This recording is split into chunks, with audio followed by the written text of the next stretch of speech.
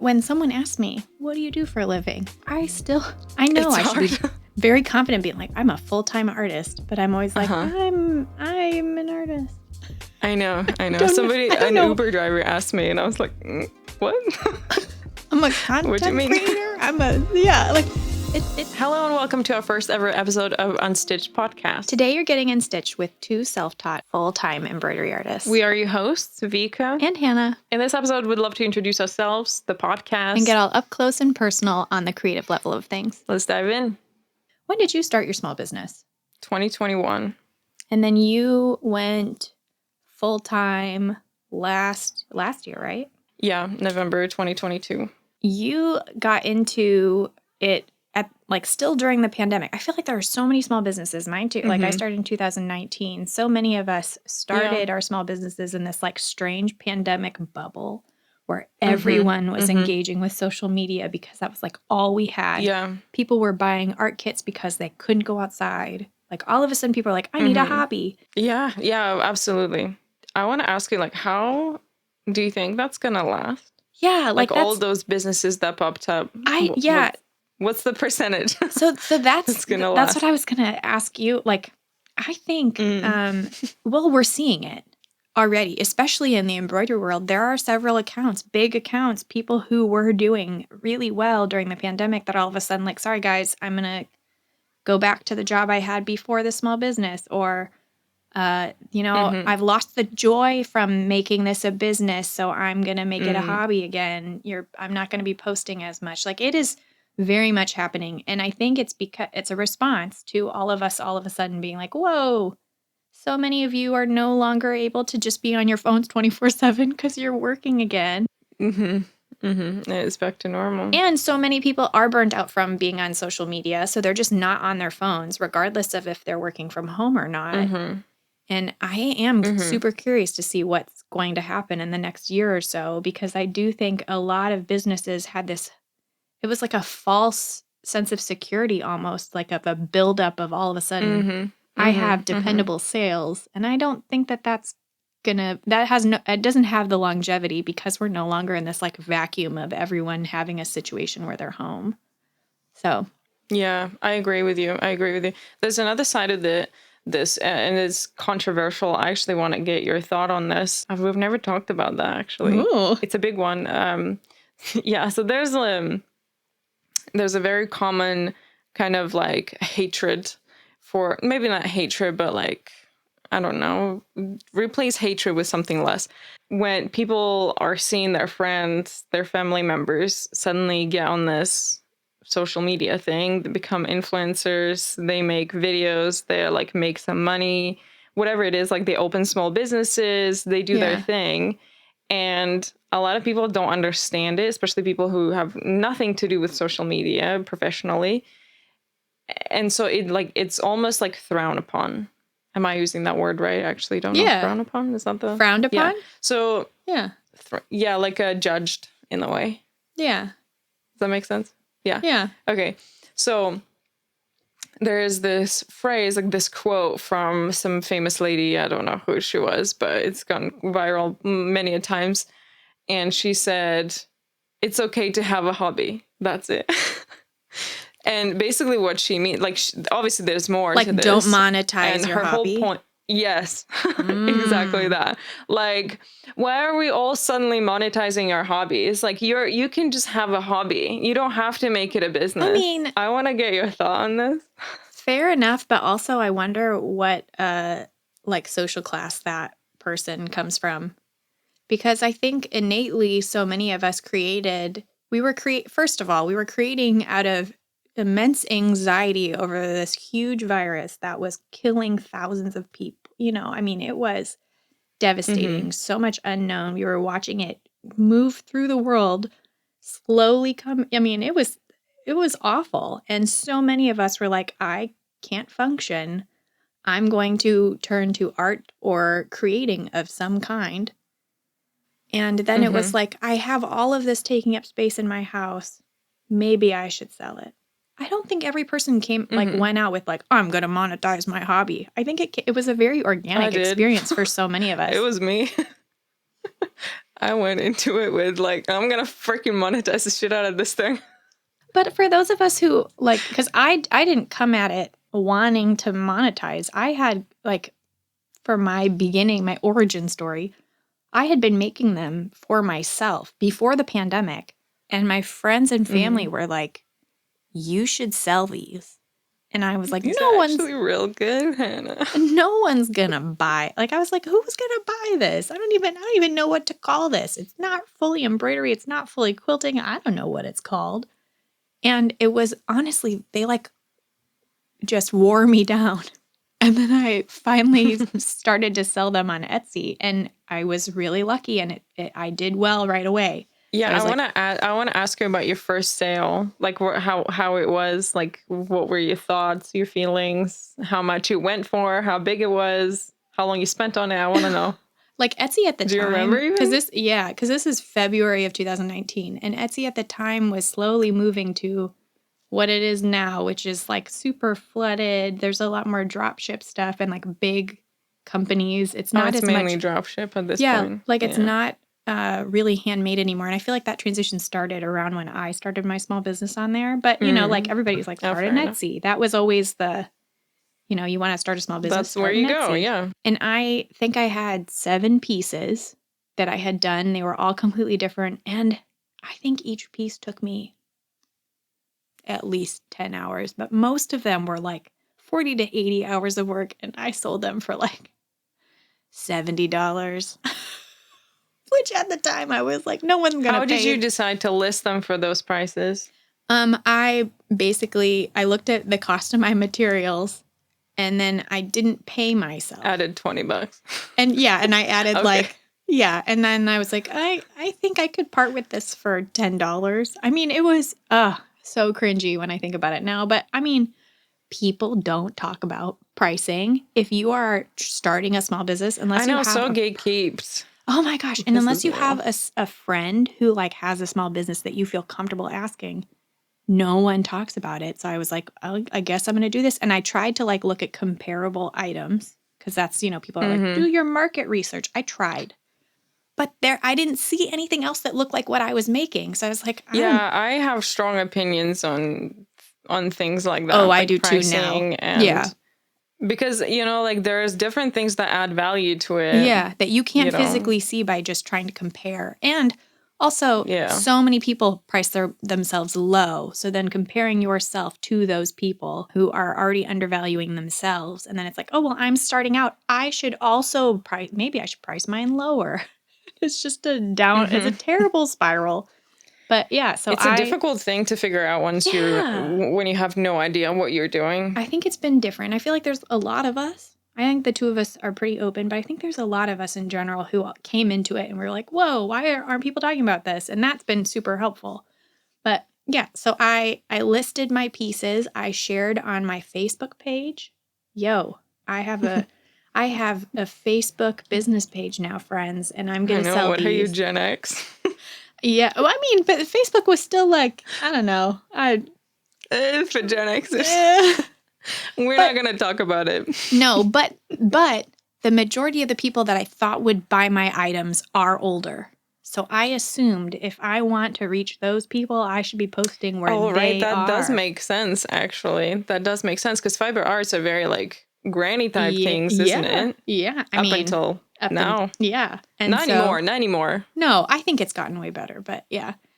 And absolutely. I posted a link on my Facebook page and friends and family bought all of my pieces within like a couple hours. And I cried. Nice. It was a very wonderful feeling. And then I was like, okay, maybe I can do this as like a side hustle, which I feel like so many people say. Yeah. And then I did a drop like once a month basically after that. And I've started my small business in February of 2019. 2 weeks later, I found out I was pregnant with my 3rd child. So my first year of business did not go according to plan because I did not plan on being knocked up. And so I didn't make nearly as much as I wanted to in terms of like how many pieces I produced. That makes sense. But so it was very much like a just for fun thing. I didn't go full time until July of 2020. And a lot of that had to do with the fact that I was making fabric masks because I had anxiety and I had just yardage like you wouldn't believe of fabric. So, Oh, I believe. yeah. I've seen your collection. Yeah. So you can imagine I made over 5,000 masks. So you can imagine how much fabric I had. Yeah, that's crazy. Before You I had a made fabric freaking masks. factory over there. I did, all by myself. Burnt myself out like crazy. I don't want to sew another face mask ever again in my life. I really didn't go into it wanting to monetize a hobby. It was, though, we have to recognize that we live in a capitalist world where it very much is, how can I make more money to live? Because many of us are not living, like, I'm not living this lavish lifestyle. I would like to find a way so that I'm not doing a soul-sucking job where I feel like I'm paying for other people to profit off of me. I would rather do something where I get to profit on myself. So many of us want the Which is freedom. very scary. Yeah. And if you can make it work, of course you should monetize that. Why wouldn't we? I feel like it's... Yeah. So it's a very controversial thing. I think it comes from a place of not understanding and not wanting to adapt. I always compare our experience with like internet and social media rise with Industrial Revolution 100 years ago. Yeah. When if you didn't replace people with machinery, you were outrun by other people who did replace. I mean, it's awful, but people had to adapt. And if you didn't adapt, you just stayed poor. But if you did adapt, you made a bank. Yeah. And so that's what's happening here. Same thing with social media, all these kids making videos and earning crazy money. And so people are looking at it like, you know, Gen Xers, even like some older millennials are looking at it and thinking, what the heck? Like, how are you? What? That's wrong. Like, you have to go to college, go get an accountant job and earn your money that way. It's such an like elitist thing, though, to believe that it's fucked up. Yeah, to believe that all of us. Also, why does it bother you how other people earn a living? Why it bothers them. Why does it matter so much to you? And it's also that whole like get a real job. I work harder for my own small business than I ever did working for other people. We work 24/7. We're constantly working. We might not actually be physically stitching something, but the amount of behind the scenes stuff that we are doing, I am working harder now than ever before, but also I get to enjoy the life that I have versus being physically away from my home and like working in someone else's environment that they've decided for me. Making money for somebody else. Yeah. I mean, I think a lot of it just, again, stems from this like jealous outlook that you have to suffer for so long or spend so much money on a college degree. Also, newsflash, I did get a college degree. I welcomed $40,000 of debt to get a degree for a job that I thought I would do for the rest of my life. It didn't work out. I got burnt out like heck. I do not want to do that job forever. And wow, look, I still managed to learn so many other skills that I also get to use in my my social media and like embroidery small business. I mean, I don't want to talk politics, but yeah, it's definitely a very touchy topic with that kind of thing. I just wanted to get your opinion on like, just have your freaking hobby, don't monetize it. I thought we would be on the same page. I do think there is a lot to be said for someone who starts a hobby and monetizes it like 2 seconds later. I do think there should be a period where people hone in on their craft and like really tailor their skills. Yeah. And I do think... Okay, I agree with that. I do think there's like a scary... Like, I do think it would be good for people to not monetize every single hobby. Just because I think you're allowed more than one should hobby. Hold on to your sanity a little bit. Yeah, no, absolutely. Can't make everything about money. I want to circle back to what I said about me starting this, wanting to monetize it from the get-go. Yeah. And it sounds very, like, it can be judged. I understand, but I want to like clear things No, up a little bit. I love that we No, no, have no. two perspectives of like, No, me too. But I want to explain because mine is like not necessarily unique, but it's not what yeah, an average person can think of straight away from what I said.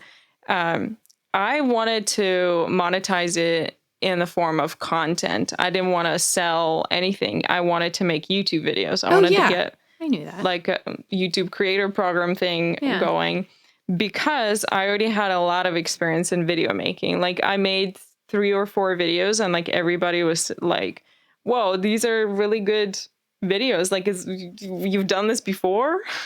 I spent Yeah. probably like 2 years doing embroidery just for fun, just Yeah. for me, like learning and doing stuff, looking for what I wanted to do with embroidery Yeah. because there's so much that you can do. Totally. Like I wanted to find my thing, which I found, and then I was like, oh, maybe I can, do some YouTube videos because I really enjoy this aspect of content making. Like editing is my hobby.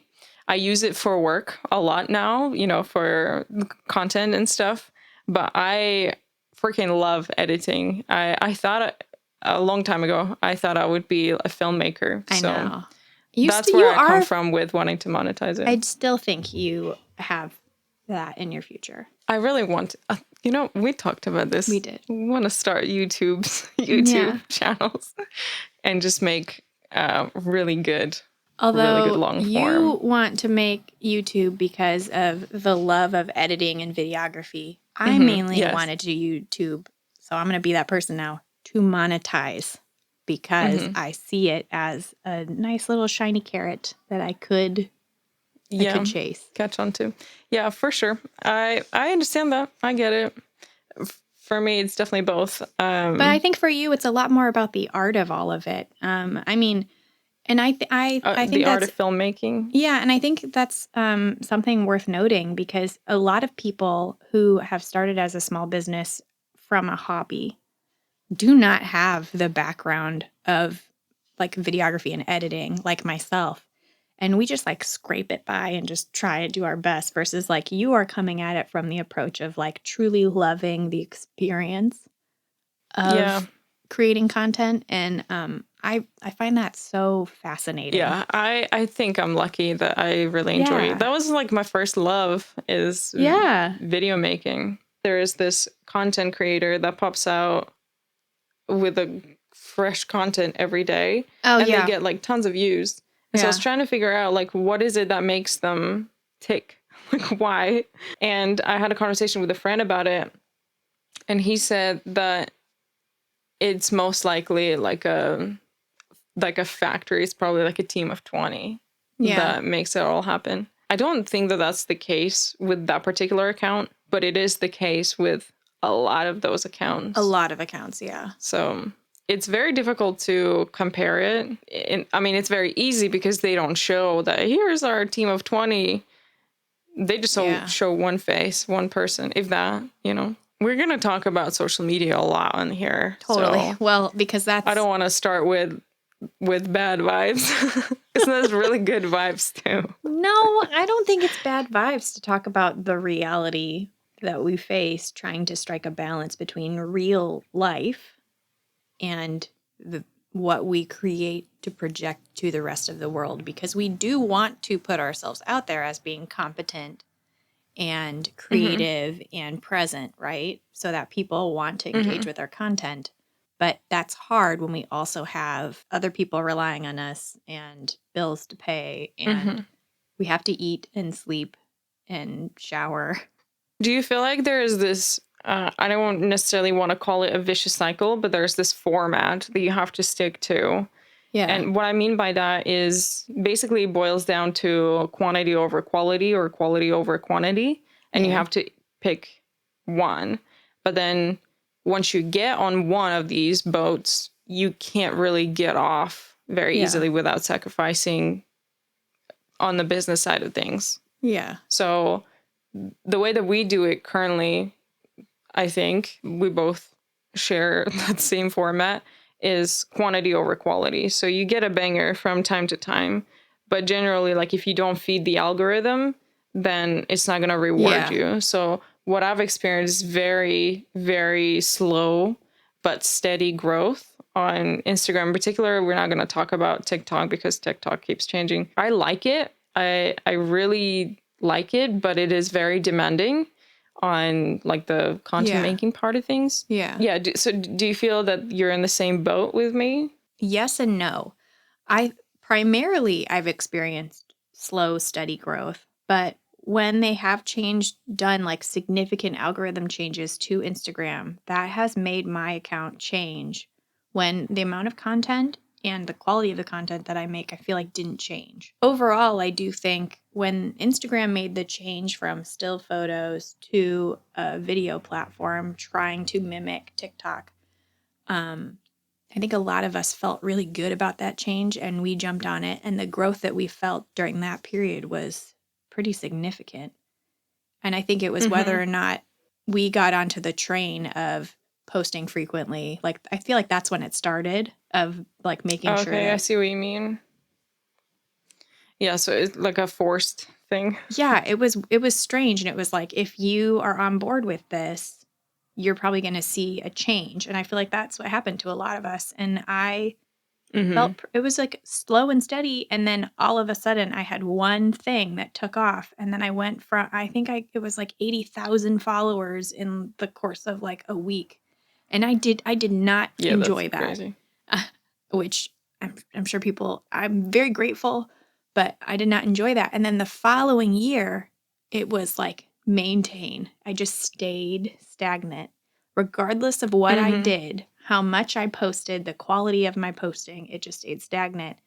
And that was a super Mm-hmm. defeating feeling because it felt like, oh wait, now I don't know what the algorithm wants for me, or the people now that are all following me aren't engaging with my content. So my visibility and reach is lower. But now all of a sudden I feel like there was another shift. I feel like they did something. I've noticed that on your side as well. I've noticed that. Yeah.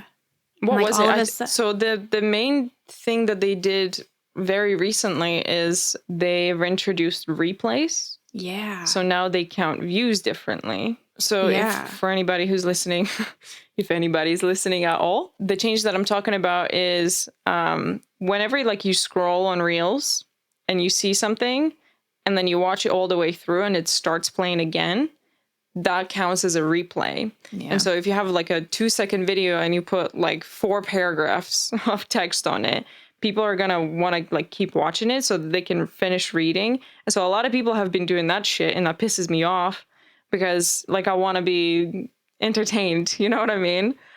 Anyway, so that's a huge change that's happened. So, and then once the algorithm notices that, oh, your video gets a lot of replays, it's going to give it an extra Yeah. boost. And I think that's what's happened. Yeah, but they've also changed the priority to your like watch time.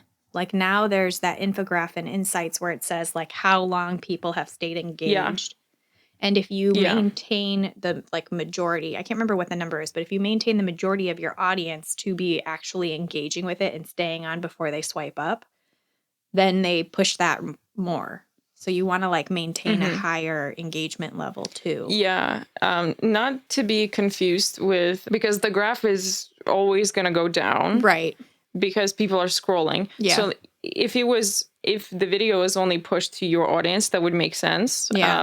The trend would be higher, but because it's just open to like a very wide audience, Yeah. It's always going to be like a very kind of like a mountain down, like you're skiing down the freaking graph.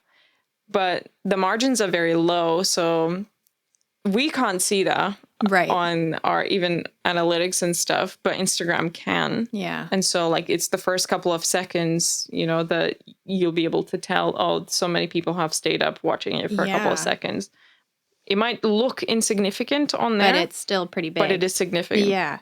Yeah. I also do not like that trend of like a 2 to 5 second video with a giant paragraph. And when I see those, if I genuinely want to read what it is, I will get out of Reels, go to their main profile, like so that it doesn't autoplay the reel so that I can read the caption. And then I don't think it counts as a replay because I get very annoyed, which the giveaway posts lately, we have been making reels out of those. And it is a bigger caption. I promise that is not intentionally. to get replay views. You need information in there. Yeah. It's understandable.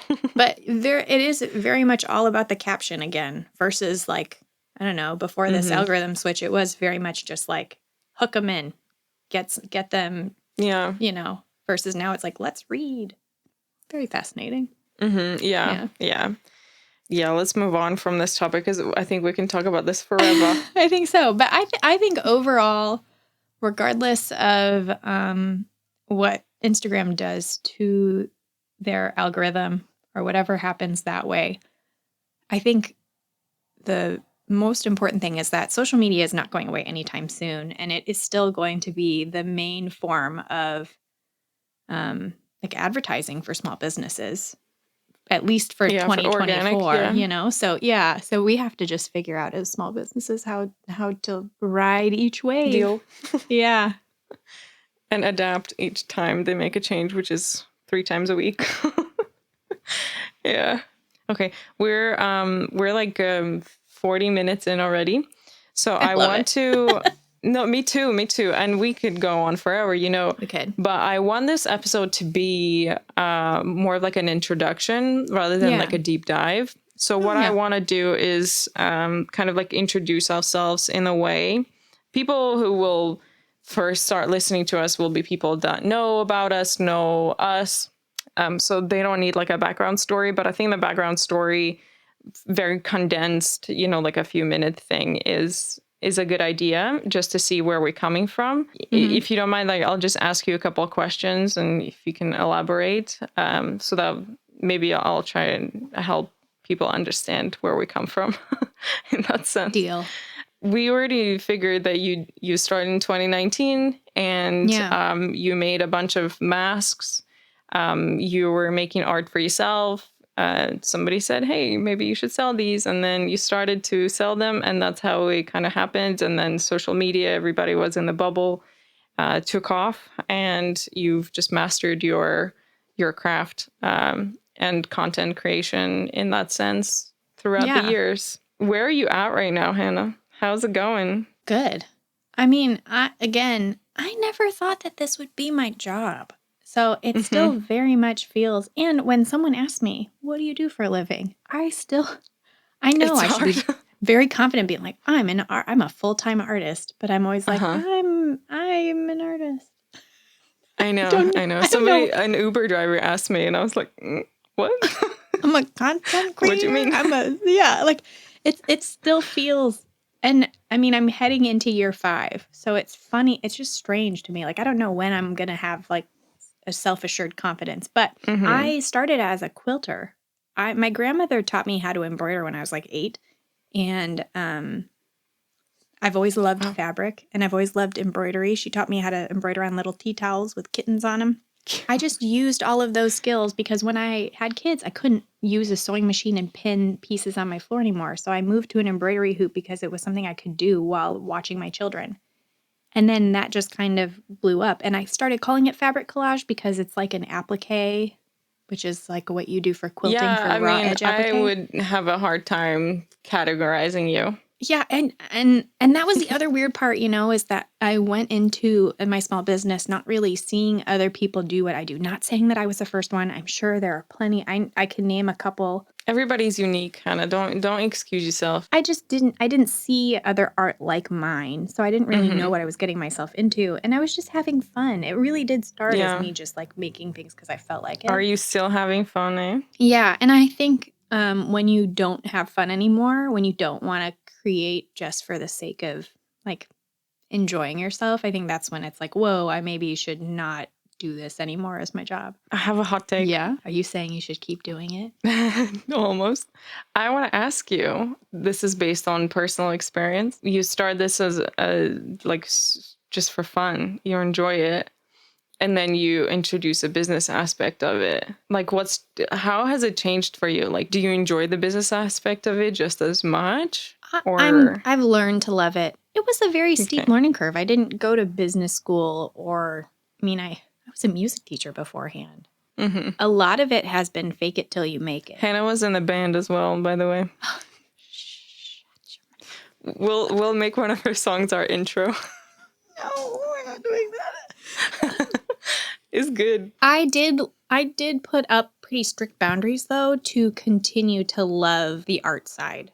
So I don't do commissions. I Mhm. know that that would be an easy money maker. I know lots of people would love to commission me to make things, but that gives me so much anxiety because I feel like it kills the creative energy and process for me if I have a deadline or expectations. So I only make what I want to make. Same. Yeah. I've done commissions and it was horrible. Yeah. Oh my gosh. And I also don't do any pre-sales. I do drops. I list a date. These are my drops. We should Hopefully talk you about can. this later in later Yeah. episodes. I mean, like it's about a the great structure. topic. Absolutely. Yeah. Yeah. But I think because I put those strict boundaries up and I'm very clear about it, I haven't lost the joy of it. And when I do feel burnt out from stitching, I'll just take a break. And I share it. I'm always open about it. Like, hey, I'm feeling a little worn down. I'm going to take a break. And I'll go do something with my family. I won't stitch. But I stitch almost every day. And maybe even if it's something little. And I do enjoy the community aspect of the small business too. And I think that keeps me going when I'm feeling like less creative. So overall, I love it.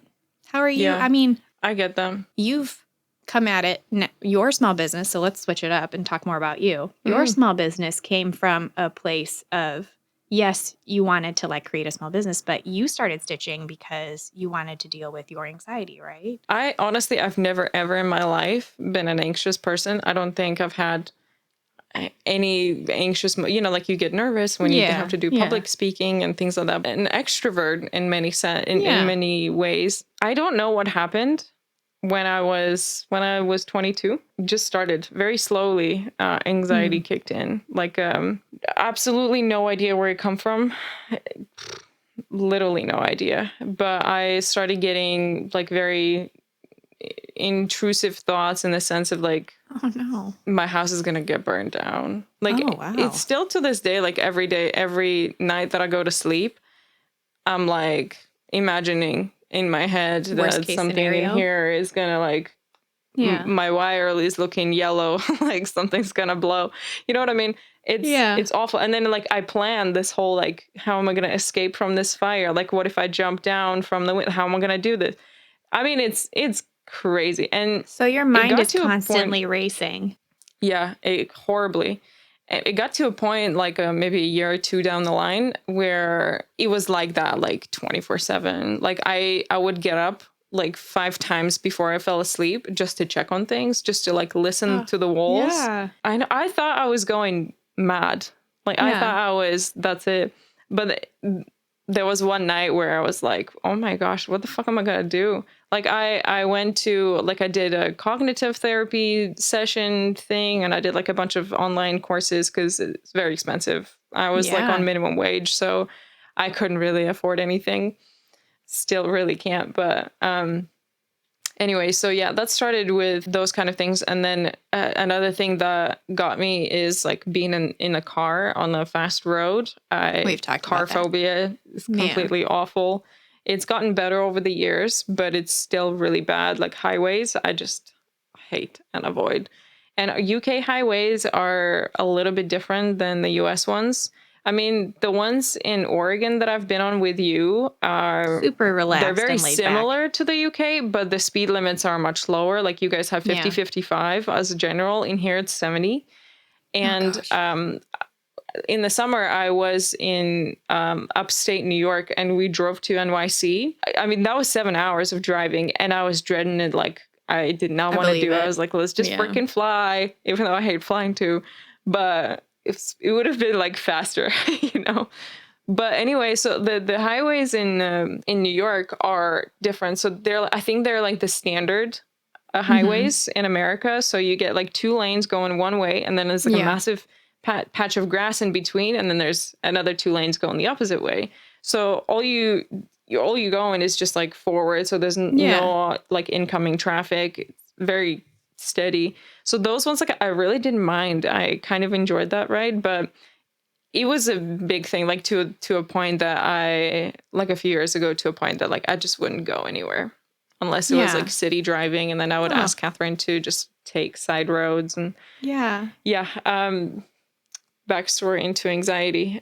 Another thing that's not so big anymore because I do spend my time productively to a sense, and I force myself to rest, but not doing something productive was telling me that I couldn't. Like, I was wasting time. I was wasting my life away. Like, if I sat down to watch a TV show that I enjoyed, like, that was a waste of time. You needed to do something else at the same time. And that's how embroidery came about. That was something else productive at the same time as rest. Yeah. And I enjoyed both. And it's changed a lot of my habits, like, with, like, it took forever. Yeah. But after a year already, like, I felt a difference of how, like, my mind is just like rewiring itself to not needing to do things all the time, constantly racing, running around, doing things. You didn't touch a needle. Like, you had never embroidered until I must have missed that class. Right? I skipped a lot of school, I'm not gonna lie. But yeah, I'd never, ever. And my mom is a tailor, professional tailor. She's always had a sewing machine in the house, always doing stuff. Like, she sewed clothes for us. She specializes in, like, curtains and stuff. It's very big in Russia and in here as well. But never. I think she introduced me to, like, macrame once, and I hated it. And that was it. She was like, give up. Blows my mind. I know. I love that fact about you. Yeah, that I never even knew what it was. I didn't even know embroidery was a thing. I mean, until I found it. Just for anyone who, hopefully people who are watching this and listening have seen your work. Because, and if you haven't, you need to go look at Vika's Instagram, because the satin stitch is so perfect. You would think Vika has been stitching since she was 8. No, Vika just hacked it real quickly. Hacked it. You hack so many things so well. I love that about you. Thanks. There's always shortcuts to things. That's my, like, motto. No, take a freaking shortcut. No, to give you credit, I think you, when you want to dive into something, you go into it hard.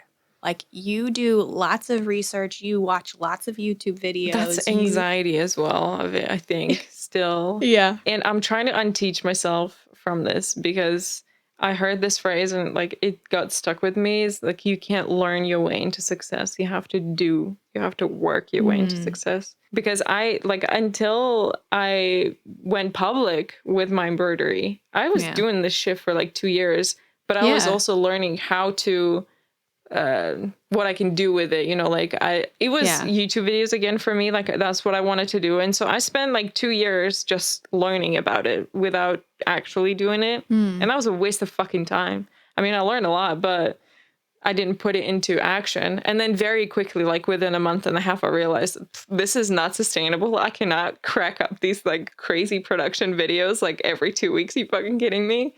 So I had to find another way to do it, which was Instagram. Yeah. It was just lucky timing, I think. Yeah. So yeah, that's my story. Anxiety at the core of it.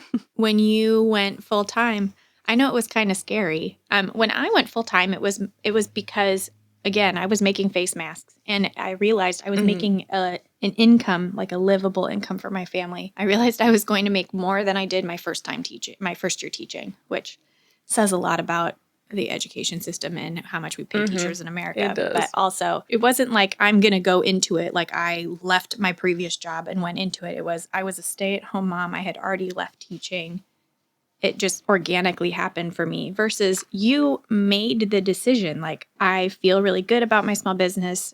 I'm doing really well with it. But you were still working a full-time job on top of doing it, versus, like, I mean, momming is a full-time job, but it's different, How did that feel for you? I mean, it was absolutely scary. You know what? It's crazy. At the beginning of 2022, I, sat myself down and got a piece of paper out and like wrote out some goals. And one of my goals was to quit my job by the end of the year. I decided like I will put a lot of my time into this. And I mean, it's a fucking good thing I enjoy it, because literally all of my time went into it.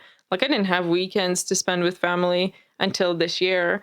I didn't and also car anxiety. I didn't want to drive anywhere. Yeah. But yeah, so I gave myself one of those goals. And then like throughout the year, I was very doubting that it would happen, because you kind of just like, oh, I want to make this much to be able to quit my job. And as you know, it's very unsteady. You kind of just like Yeah. hoping for the best, and then you hit a jackpot and then quiet for 3 months. So Yeah. it's one of those things, and like learning to manage that. I had like, the safety cushion of my full-time job, and I honestly started to hate my full-time job because all I wanted to do was embroidery. But at Yeah. that time, I wasn't like, it wasn't gonna work. Like, I was not making enough. And so for me, it was like a way of figuring out how to make it work. But obviously, I only have that much time in the day. Like, I was already Yeah. sleeping like 5-6 hours. So it was really freaking tough. 2022 was crazy. Yeah, honestly, up until like the moment when I called my manager and I was like, can I put my notice in? I didn't know that I was going to do it. Like, it was very fast. I was just like, that's it. Wow. I'm sick of it. I'm going to fucking make it work. Like, it doesn't matter what the finances Yeah. look right now. I'm just going to make it work. So it was very spontaneous in a way, but also worked out to be like, I hit my goal, but I Yeah. didn't think I was going to hit it until I hit it. So, Yeah. and We'll then it have was to just crazy. Yeah, I we'll know. have We will have to talk about it. we'll also have to talk about like just how it is different going from a paycheck that comes in weekly or every other week or once a month to this was a real low month versus Yeah. oh my gosh, last Yeah. month I made like 3 times what I've made the previous. I mean, I know. we'll have to do a whole episode on that because Yes, that is, absolutely, we will. I mean, how do you not have anxiety when you don't know? Right? We just hope, right? And a lot of it has to do with, again, faking it till you make it and have like faith in your abilities and that other people want what you have to offer, which is hard when you have like imposter syndrome or anxiety. Yeah. I mean, to be honest, there are so many crazy things that people don't think about. They will learn. Like, I had to learn so many new skills, Yeah. but also I had to learn a lot of like life lessons. You know, talk about imposter syndrome. Like, that's always going to be there unless you're very vanity. I was going to say, unless you're a person. narcissist. Yeah. Yeah, exactly. But like, to manage that's a really difficult thing. But I think everybody like kind of gets to an understanding with it. Like, I'm looking at it as like a balance of, I think that comes with experience and with different experiences that you kind of build up over time. We will talk about that as well. I think another thing that I do want to talk about, because we keep going on and on, is we need to tell people how we met. Oh, we need to talk about a certain individual that is very important to us. Yeah. That got us. We followed each other, a bit prior to us like really becoming friends. I found you through that viral video that you talked about at the beginning with like 80K people. That's how I found you. What? And I was like, yeah, bitch. She knows what she's followed talking me about. for my sassy content. Oh, I did. I didn't know I mean, a lot that. of people did, didn't they? Yeah. Oh gosh, yeah. And it just kept going. And then I was just so overwhelmed. And I knew the embroidery world, art world in general, but like more specifically fiber arts and embroidery. I knew the community was so cool, but that was the moment where I was like, these bitches have my back. For context, the video that we're talking about is Hannah kindly explaining to the world that a price that she put on one of her artworks is justified. Yeah. Which you shouldn't have to justify your prices. Like, you are the person that decides it. But I was basically like, if a luxury company can charge a stupid amount for a paperclip, I think I deserve to make a living wage. And boy, did that make people mad. And when you make people mad on the internet, that's when things go more viral. If people have very strong opinions on it. Controversial, you gotta. Yeah. And because it was controversial, whether or not it was art, which was super fascinating. I mean, talk about having an imposter syndrome and then having a bunch of people tell you it's not art. Whether or not I deserve to people are closed-minded. Yeah, whether or not I deserve to make money, and then what a living wage is. So all of those conversations were happening in my comments, and at the beginning, I was trying to reply to every single comment because I try really hard to reply to every single comment. I try to read every single comment. Yeah, you're because insane. If someone spent that time to type out something to me, I want to let them know I appreciate that they did it. I do that on Instagram, but not on TikTok. TikTok is not. Well, TikTok's a different beast. It doesn't have the same community feel that No, Instagram it's never has. gonna have that. It's never gonna. No, it's just, and it doesn't have like, it doesn't have an inbox or, because that's the main thing, right? Yeah. Like so many of us, we connect for whatever way, but then it's talking to each other one-on-one in like the DMs. I feel like that's where a lot it's of very different. Yeah. I got to a point where I couldn't respond anymore to comments. And then all of the like angry hate troll kind of comments started coming up and I just couldn't. And I was like, I'm going to bow out. And so many people were in my corner and they were like, don't worry, we've got you. And were replying to comments for me and reporting comments if they were, because I got like death threats. I got some crazy stuff, crazy angry Do people. not go viral, kids. Yeah. if you can't stomach it. I didn't realize that that's how you found me. That's so cool. Yeah, I found you that way. And then, like when you first follow somebody, Instagram's going to throw a lot of their shit a lot of it. on your time feed thing. And so that's how like I started watching your stories. And so you became one of my like primary people that I would like catch up with on their content because daily. it was being shoved down your throat. Yeah. So do you remember following me? Because we never talked about this. I feel like it was around that time, right? Because did you follow me? Yeah, because I saw that you were doing landscapes and I was like, ooh. Yeah, and you were like, hey, and you said something along the lines of like, you like introduced yourself and you said, I really like your art, and I was like, yeah, I like yours too. We talked about doing landscapes and like we kind of bonded over that. And then you were like, we should do a collab sometime. And I was so overwhelmed at that moment. I was like, yeah, maybe we'll touch back later. And you're like, cool. And then a couple of months went by and you were like, hey, what about that collab? How about that collab? Yeah, and I was like, yeah, I'm in a better place now. Let's do it. Yeah, and then we started talking about it. Oh, it's so crazy to think about that. That was a while ago, wasn't it? Yeah, and we were just talking back and forth. We didn't really concretely set anything up. No, because it was difficult. It's like, first of all, it's two different mediums. Second of all, there's a fucking ocean in between us. And like, what kind of collab should we do? Like, there's so many opportunities, but it also is hard to communicate that kind of stuff. But we just started talking about like other stuff. Like we talked about we bonded, we started talking about music. We started talking about like trends we saw on Instagram that we loved and trends that we hated.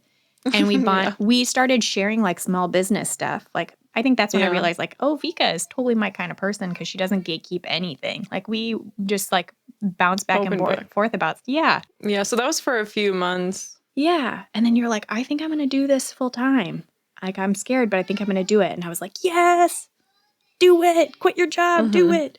And then you were like, so I'll have more time for this collab. Yeah. And then at which point I said, why don't you just come to the United States? Why don't you come to Oregon and we'll do it in person? Not really thinking that you were going to take me up on it. And then you were like, I booked my flight. I'll be there in like 3 weeks. I know. Well, it was similar to what you said. It wasn't like, I'll book my flights. It was more of like, oh my gosh, I think I can do this. Around like, I don't know, a month prior to that. Oh, yeah. Like a month prior to that happening, I had started a friendship with our beloved mutual friend, Natalie. Shout out to Natalie, because we know she's going to watch this. The biggest shout out to Natalie. She's the most incredible human ever. She sent me a message on my like Shopify, which is where my website is, inbox. And it was basically like, I would like to buy this nerd stand from you, but I live in Creswell, which is like half an hour away from me. And she was like, and I don't feel comfortable coming to you to pick it up. I could pay shipping, but would you deliver it? And my response to that, I looked at my husband and I said, I am not about to deliver something to some lady's house that I don't know.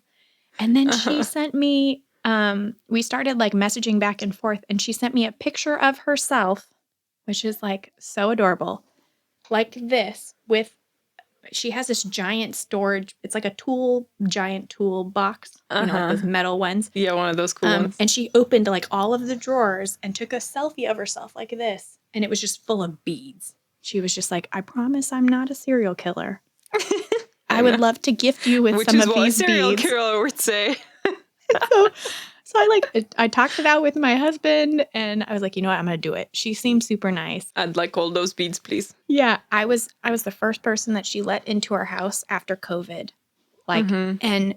and which I didn't know prior to getting there. She was, she was like, I know this might sound silly, but would you mind taking a COVID test? And would you mind wearing a mask? And I was like, oh, yeah, easy peasy. I'll do that. She's like, this lady seems super cool. And I show up to her house, and that's when she told me, you are the first person that I have let in my space since So COVID special. started. And I was like, whoa, I am so honored, like right away. And when you walk into our house, first off, Gallery. it's an immaculate gallery of all of her art because she also had some anxiety and major processing through feelings through art moment.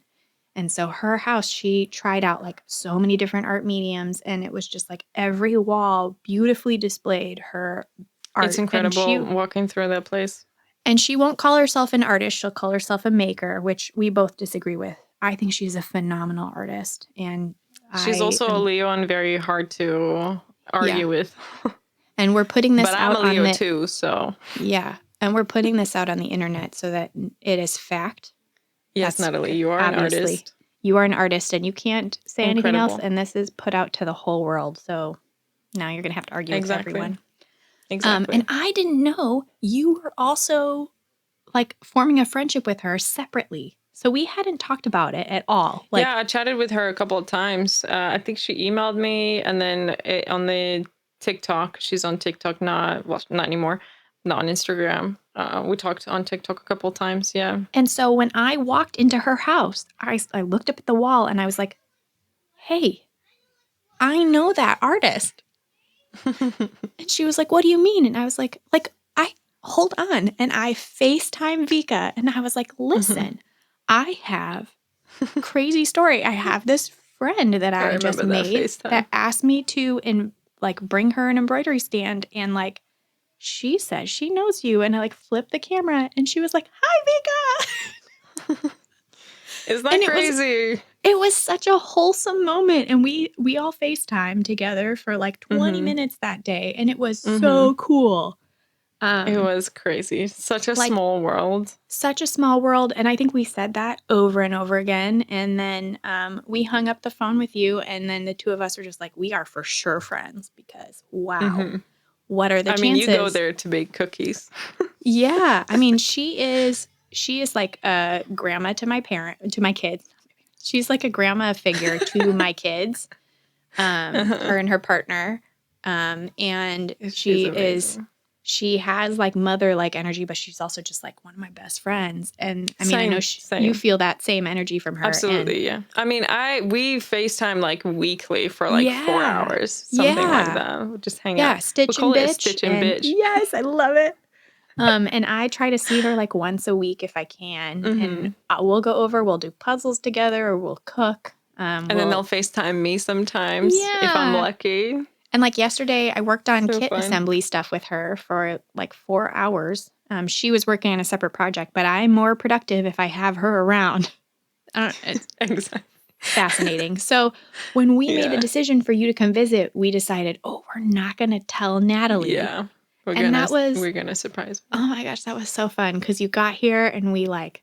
She had no idea. We knocked on her door. And then the scream. She was not expecting to see my face there. The scream that she screamed. I won't ever forget that. We have it on camera. We do, yeah. So very long-winded, but oh my gosh, that was so cool. And you coming here, I remember everybody being like, did you just invite a complete stranger to come stay with you? I know. And I was going to get a hotel, but everything was like so expensive. You were going to get a hotel, and I was like... Absolutely not. In this economy, you will not. You will stay in my house, and I don't care. As long as you don't mind children, you will stay in my home. I basically didn't give you an option. Yeah. And I've done that to a couple other embroidery artists who are like, I think I'm going to come visit Oregon. I'm like, you're staying in my house. And it's worked out. You're such an extrovert. You've come a second time, and my other friend that I convinced, Cassandra from Ever So Sweet Designs, she moved here. So I have a pretty good track record. You do. You definitely do. Yeah, I mean, that's when we decided that we need to put our thoughts out on the internet together, like conversation style. In our first time when we met, we were like literally every evening we would work, like throughout the day we would work on the collaboration, on the kit and stuff. And then in the evening would be like stitching and just talking, and we're like, we should, every time we like finish the conversation, it's like, okay, it's like 2 We a.m. should let's have go to sleep. recorded that. We should have recorded that because it was so good. So like informational also, Yeah. but sure, And entertaining. after that, when you came to visit, I mean, that very much was like, I'm not a serial killer. You survived coming to stay at my house. But that solidified that not only were we interested in doing a collab, we like genuinely enjoyed being around each other and like grew Yeah, like an definitely actual bonded. real, yeah. And how cool it was to be able to work on a collab in person like that. Yeah, I don't know if we honestly, would have my been able first to thought do was it. like, we would not be able to do it No. if I wasn't there. Yeah, Like that was absolutely it was not. hard enough to flesh out how we were going to do it the first time. And then 7 Yeah, months later, I came went to visit back. again. Which Yeah. it's my turn now. I know. It is. I own up. I need to come to the UK I now. have the a next Taylor time. Swift Wembley ticket for you. I am saving one for you. I know. We're manifesting it. I'm gonna have a really good January and February. Okay, can you promise me if you have a really good January and February, then where you're coming in August, please? Yeah. My birthday present. How about that? Pinky promise you. Okay, perfect. Perfect. Anyway. So we'll do another collab in August next year, but it'll be here. That first trip solidified that we wanted to record something. And afterwards, I was like, I don't know, maybe we were just like super sleep deprived and like just full of like giddy excitement. I don't know, maybe it's not a good idea. So I like talked to a couple of people like, I would watch that. I would listen to that podcast. And then when you came back the second time, all over again. Yeah. This has been We've like had a this full idea for a year in while. the Yeah, like a really this is like a year and a half. Figuring out like a making. video type of content is very difficult. We had to try a few different platforms, and a lot of things went wrong. This is the third time we're recording this episode. And I had a crazy old computer. My computer's from 2012, which regardless of if you have up to date operating systems, if the hardware and components to your computer are doesn't work. dinosaurs, it doesn't work. So Yeah. got myself a newer computer. Literally last week. So first thing that we do is we record this. This podcast had a lot to do with me getting a new computer. Because otherwise it probably would have been like, it's fine. So Yeah. I sent her my old camera so that she can record. But that didn't work either. I'm going to use it it's though. cool. Yeah, you will use it. You'll learn some product Best photography. gift ever. Yeah. Anyway, so yeah, that's how we met and bonded and where this idea came about. But I want to elaborate just a little bit. Like the reason why we're like, oh, we should have recorded this or we should record something is because we were talking like as if we've known each other for like 10 years, as if we like knew nitty gritty of each other's lives as well. And so that like completely removed this like wall in between us where we'd be like, oh, should I say this? Should I not say this? Oh, We're just yeah. completely honest. And so we bonded over like the honesty of everything. So we just say like no gatekeeping. Like both of us were like completely open about like business aspect of things, art stuff. I mean, we talked a lot about all kinds of different things. And so we were like, you know what? There's nobody else that's honest about some things, and some topics people don't even pick up because it could be controversial or it could be, information you want to keep to yourself for one or another reason. But knowing that it's so difficult to get quality information for free, we were just like, you know what? We want to be helpful to the community in more ways than what we are doing currently. Yeah. And so this place for us, first of all, is to freaking hang out because we have an ocean in between us and we don't get to do this very often. But also we want to encourage the community to share and grow learn together. Basically to just grow together in all the ways, like business aspect, art things. Like we've been gathering lots of tips and lots of helpful information that we will share gradually, dependent on the topic and things like that. But yeah, we just want it to be like a complete no gatekeeping place where we share our lessons that we're learning, our experiences, like in the hopes that you will, do one of these things, like either inspire you or will teach you something or will open up your mind towards something or help you directly. maybe you have a question about certain things that we will talk about and things like that. We want to do Q&As as well and things like this as well.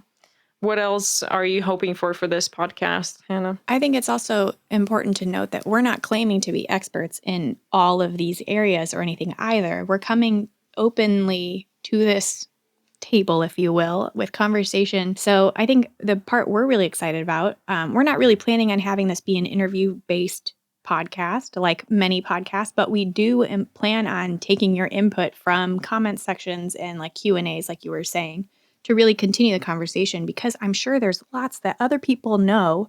Maybe you haven't been confident enough or felt safe enough to share those views or that insight that you have because of the fact that like talking about pricing is controversial for some reason. Maybe those people will feel safe enough to message us or leave a comment on these videos, and we'll be able to further the conversation with your knowledge too. So we're for sure not coming at this as like we know everything, but we just want to be a part of the conversation. And if it means we have to start the conversation, we are all for it. And if nobody's going to watch, we're just going to hang out anyway. It's just us. Yeah. Yeah, absolutely. Complain about things and encourage each other. When the algorithm or the way that social media works sometimes, where you don't really see artists, especially if you have smaller accounts, sometimes it's just so hard to get seen. I think the other part of this podcast that we had talked about is talking about art trends that we see in the fiber arts world and accounts that we feel like aren't getting enough attention too. Like we want to boost. Yeah, we want to give shout and, outs. Yeah, uplift the community that we are a part of that's benefited us so greatly. Like we want to. Yeah, we also want to bring some people here that we personally know from time to time. This is not going to be a trend. This is not going to be an every episode type thing. Yeah. Think of it as just us two, and sometimes we'll bring in an expert. Not an expert, but another point just of view, another friend to chat. Another friend to chat. Absolutely. Yeah, for sure. And we obviously have no idea what the fuck we're doing with podcasts. Neither of us have done it before. So we'll do some learning. We'll introduce some things, some segments, a little bit of fun. And I've already been working behind the scenes on a fun segment. I don't know, should we do it in the first episode too or not? It's going to be called something along the lines of relatable or not. It's going to be a lot to do with social media. When something pisses me off, I write it down, and then I want to see like how many people can relate to this thing. Well, I already know one of them, which is when you share a 2-second video with a long ass caption. That is annoying. It is annoying. And the big guru Instagram coaches will be like, do this. Hot tip. But both of us are saying, don't do it. It's annoying. Okay, let's just start this segment. Relatable or not. You tell me. Okay. When I misspell the hashtag embroidery. Hannah, did you know the hashtag embroidery, not embroidery, or embroidery also is a thing? Those all are hashtags, and they have posts attached to them. Yes, they do. So if you type it in, it still pops something up. It might not have 256,000 or something. I am also guilty of this. I have also accidentally typed in fabric collage with only one C in between fabric and collage instead of two. So I'm sure there's lots of things that I've posted to that as well. I hate misspelling hashtags. It's so annoying. I mean, it's not even a big thing anymore. Like, people don't care about hashtags. The algorithm doesn't care about hashtags, but pisses me off still that my phone doesn't know how to spell the thing that I spell all the time. Like, you would think it would like autofill or autocomplete. I know, it's so bad. That's a good segment. I will prepare something for next time. Anyway, thank you for getting unstitched with us today. And be sure to follow us on all of the social media platforms, Instagram, TikTok, YouTube, and all the links are in the description or show notes. Yep. Thank you so much. See ya. Bye. Maybe we should just say an ocean apart? Yeah. Full-time embroidery artist, an ocean apart. I feel like that conveys. I love it. It's so romantic. Yeah. Romantical. Cute. Have you watched Anne with an E? I just finished watching Anne with an E. It's so good. So good. Yeah. The word that I picked up from there, so romantical. Romantical. So romantical.